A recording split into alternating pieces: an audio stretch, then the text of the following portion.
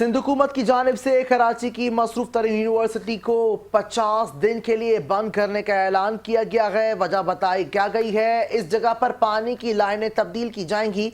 इलाका मकीनों ने इतने दिन शाहराह की बंदिश पर मिले जुले रद्द-ए-अमल का भी इजहार किया। कराची से हुनैन अली की रिपोर्ट देखते हैं।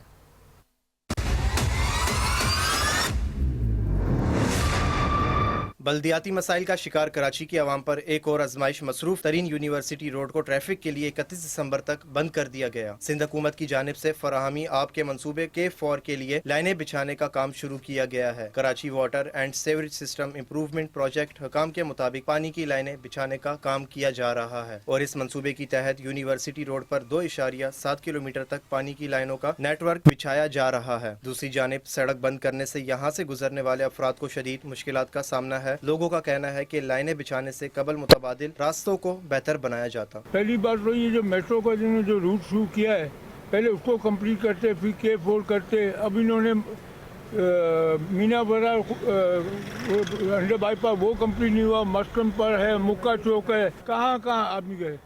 अभी ये उनसे गुजारिश है कि इसको जल्द से जल्द मुकम्मल करें। लोगों ने तरक्याती काम पर खुशी का इजहार भी किया। उनका कहना था कि नई लाइनें बिछाने से पानी के मसाइल हल होंगे। फिर ये तो बड़ा मनसूबा है, उधर से पानी आ रहा है माशाअल्लाह, जो है ना सारे लोगों को इतना जो है ना वो हो जाएगा कि पानी का भी किल्लत खत्म हो जाएगा। कुछ अफराद ने तो मिठाई तक बांटी। पानी की लाइनें बिछाने के लिए 30 दिसंबर की डेडलाइन मुकर्रर की गई है। K4 मंसूबे का आगाज तो कर दिया गया है। आवाम का कहना है कि इस मंसूबे को जल्द से जल्द मुकम्मल किया जाए। कैमरामैन रुखसार बेग के साथ हुनैन अली, 5 न्यूज़, कराची।